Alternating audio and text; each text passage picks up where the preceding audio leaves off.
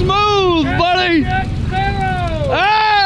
So one of our largest expenses as lobster fishermen is our bait. Bait costs a fortune, especially in the past few years. It's gone up every year due to restrictions on the herring quota. The herring quota being able to land less fish in the state has caused the price to get very expensive. And each year we can spend upwards of $100,000 on bait. And if all goes to plan here this morning, we're going to put a big dent in that bait bill. We actually have a menhaden fishery, purse seine fishery. It opens this morning. We did it the past couple of years and we were pretty successful at it, but it was a lot of headache, a lot of stress. Things went wrong, a learning curve. We would end up getting the net in the wheel quite a lot, which is a battle. But we think we got it figured out this morning. We're going to try to get some fish. We got to haul the next 2 days and use these fish for bait. After the herring quota got restricted and the price went through the roof, menhaden became a popular alternative. Basically, a purse seine is a net that you set around the fish. It's all done through a quota fishery. That's how it's regulated. That's how it's sustained. We're allowed a certain amount of fish each week. We have a drone up right now looking at them. We got to get to work. We're going to set the net out. We're going to set it in a circle right around the fish, close the bottom of the net, pull the fish in, braille them into the boat. Simple as that, hopefully. I don't want to get this thing in the wheel again. Last year, like I said, we struggled with it. Big bag of fish, they swim it in under the wheel, and it's a nightmare. But hopefully we came up with a cure for it. We got a pretty good sized skiff. We're going to try to pull the boat sideways, hold the boat and the net apart from each other. You'll also see my dad again. He's the one going to be running the skiff, pulling the boat to the side. So the skiff has a 90 horse outboard. Dad's going to be in that, and he's going to pull the boat away from the net once we get the fish in it. Hopefully all goes smooth. And once we get halfway, he's going to let go. Dad, you're going to need a knife. Well, you can probably just unclip. Dad, hold on. Let me give you a clip so you can hook onto it and pull it and let the clip slide to center. And then you can tie your loop right there. We do have another one, but I got a whole bucket. Right here. Probably hook it on your bow till you find just enough to find center if you want. So we're allowed 50 barrels a week, and in the beginning of the season we're allowed to fill all 50 barrels in one day. But if we fill all 50 in one day, the boat is pretty much sunk. That's pretty much all this boat will lug is 50 barrels. So I don't know if we'll get all of them. Hopefully we do. If not, we got to come back out on Friday to get the rest. 50 barrels will last us quite a while. We can get a lot of bait out of 50 barrels. Just find your center and then tie a loop in it. Take a strain on us and see if we pull straight. You're pulling us good. We're moving good. I think that's gonna work. Yeah, unhook and come finish the loop. Halfway? Yeah. We're gonna have to tow it. Dad, you gotta come hook on my port side. No, come over on my port side. I'm gonna need you. Okay, we gotta try to pull the chains together when we can. Bring this back up. Dad, you gotta take the stern out of here. No, you gotta take the stern out of here. Head right towards South Gouldsboro. Can I grab that drone, Jacob? Yep. There you go, Dad. All right, you ready?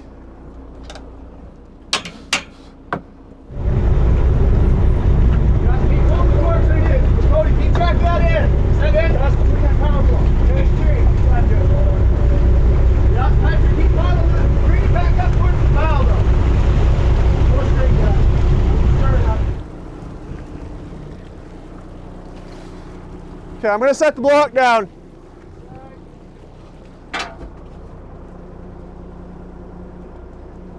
Unhook it. We'll hook up to the brailer.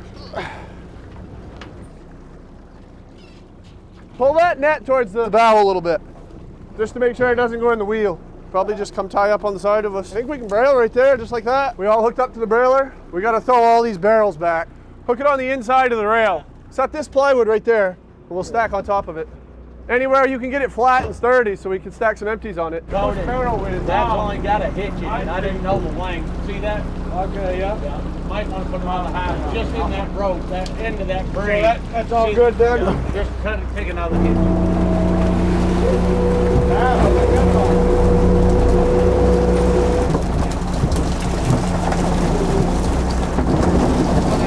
Hold on, Jacob. Hold on. What did that catch on, Miles? The top right here. Okay. Well, that was a scoop, Cody. That's a two-banger right there. If we can hit him. Woo! We're bending that brailer. We got to shorten them front ropes up. Aim for the front of the barrel. You're dumping half of it right down over the back of the barrel. Ready? Yep. Oh.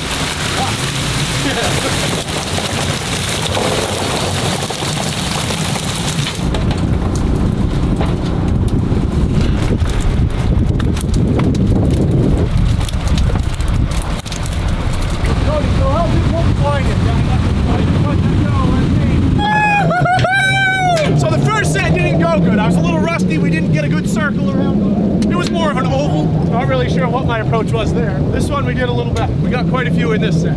This will be enough lobster bait to last us quite a while. We might even be able to sell some of it. That's a pretty good set. I think we got like 50 or 60 in there.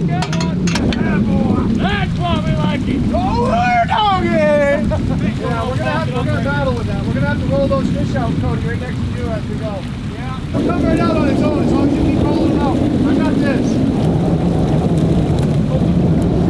Walk right up towards me. Get right away from that thing. Nice fresh bait. Pull them right up out of the water. We don't want them sags laying in the water. Keep them high up in the air. Yep. The only place they can get out is right there. Wow. Woo! That's gonna take a minute of dipping. Only gonna fly up the Yeah, top. okay, that's enough for now till Dad gets over this. Woo!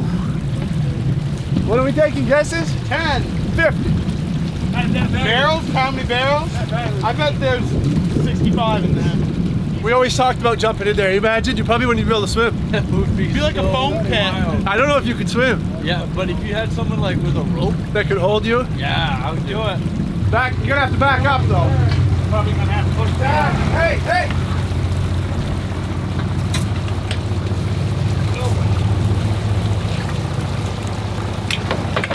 This one, Jacob, hangs right on that. Or shackle right in your crane. Is that one shackled? Get him a piece of rope, Cody, to tie it in. You gotta push the boat out with the pipe. Want me to go ahead? No, I don't think I do anything right now. Just push the boat right out. Well, the cork's still going. I gotta go ahead with the boat. Yeah, I'm pulling it in. You got room enough.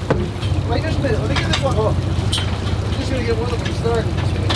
There we go, all right. Now you can go ahead and let that one sit. You see that gap? Or, yeah, push right in, push it to the fire. Let it go. They gotta be angled. You gotta go forward more, Dad. This is trial and error. Right now they're angled the same way. Somehow we gotta try to, Dad, put it in here just quickly. Not a lot, just nudge it. Hold on. Yeah, okay, now do it. Oh, I think we got it. Yep. Come on. There you go. Here's a little screwdriver. Jacob, oh, I thought you needed it. There's a little Phillips to plug that hole.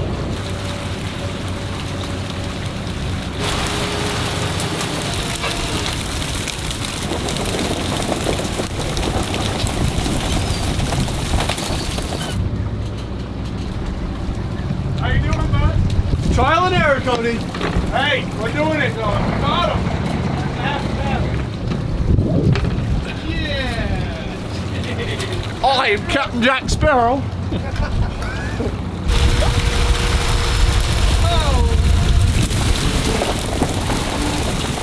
I tried to shift hands and I lost it.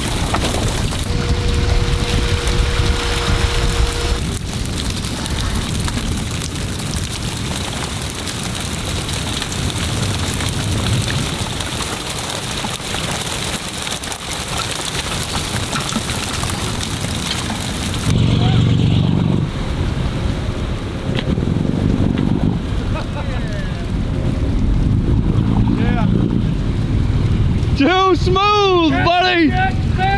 Ah! All right, we got them all in the boat. Things went pretty good, a lot better than last year. We set 3 times total and we never got it in the wheel or even close. We got that hurdle, I think, overcame. We did have some other issues. We forgot to bring an anchor, which that was a tough learning lesson. Things would have gone real smooth today had we had an anchor, but we got them anyway. We didn't get our 50, but we got pretty close. We'll have to go again on Friday. Maybe after we go to haul, we gotta haul our 800 traps the next 2 days. Now we gotta unload all of these pogies and get ready for lobstering tomorrow. So one thing that's interesting about the menhaden fishery in this part of Maine is pogies, we call them pogies, but they never came up to this part of Maine historically. I never even saw them growing up. I've never seen a pogie. Up until like 2018 was when they first started showing up here. And I didn't even know what they were, but they started showing up and they kept getting thicker and thicker every year. This year, there's the most we've ever seen up here. So this is relatively new to us in this part of Maine. Twisted in action. Pretty awesome to see when they showed up and we actually were able to go out for the first time and catch our own bait. We had never been able to do that up until that point. That was also right around the same time that herring, the quota got restricted and the herring prices went through the roof. So we were paying a fortune for our bait. And then all of a sudden these pogies showed up and all of a sudden we were able to go out and catch our own bait, which was fantastic. So the whole fishery is sustained through a quota-based system, but we're only allowed 51 barrels per week. These are also fully grown pogies, so these are nearing the end of their life cycle. A few more years they would be gone naturally, so we're just kind of accelerating that along. So this quota is allocated to the state of Maine, and traditionally, like I said, it was always kind of a western Maine fishery. And then as they started to move into eastern Maine, it started to kind of become an issue because all of a sudden all these boats in eastern Maine were now able to go out and catch pogies. Well, the guys in western Maine didn't really like that because now this quota that they had for 30 years was now being divided across the whole entire state instead of just the western portion of it. So they were losing a lot of their quota that they always had and made a living on. But in my eyes, that's kind of the way things go, and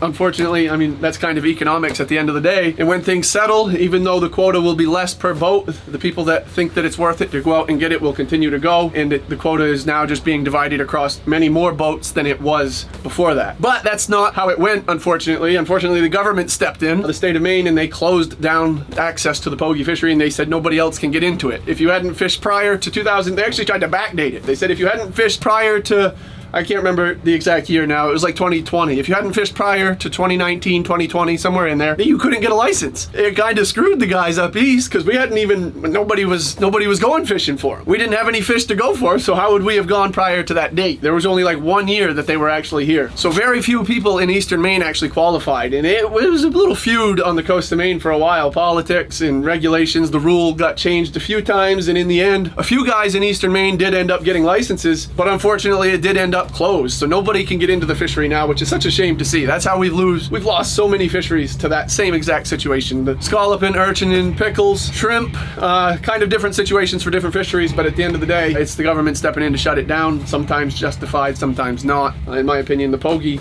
I don't know, should be open. It's a shame because the licenses that are active now are the heart of the fishery, and you look forward 20, 30 years from now, my kids can't get pogie licenses. Once the active licenses are gone, so is the fishery. Never seen a fishery open back up after it's been closed down, and I have a bad feeling that's the same case for the pogies, which is sad because it's been such a huge benefit to the lobster fishery. It's drove the bait prices down, given us the ability to go out and catch our own fish. Luckily, we were able to get our license, but it's sad to think that my kids, if they decide to go lobster, won't be able to go out and do it. Hopefully someday they will open access back up to it, but I'm not holding my breath. I'm still waiting, hoping they open up access to some of the fisheries that I didn't make it into. This same thing has happened to so many fisheries, like I said, and I was too young to get into a lot of these fisheries. When I was 12, 13, 14, the scallop fishery went through this same thing, and it ended up closing. They removed access to the scallop fishery before I was even old enough to go. Now they opened access back to it, but it's a lottery system and they raffle off a few licenses each year. The lottery system, a lot of the licenses that they raffle off don't even end up going to fishermen or people that want to go fishing seriously. It is nice to see a few licenses go back into the system, but I would think there's a better way to set that up. I don't want to sound like I'm complaining too much. I'm just kind of trying to share with you guys what we deal with up here.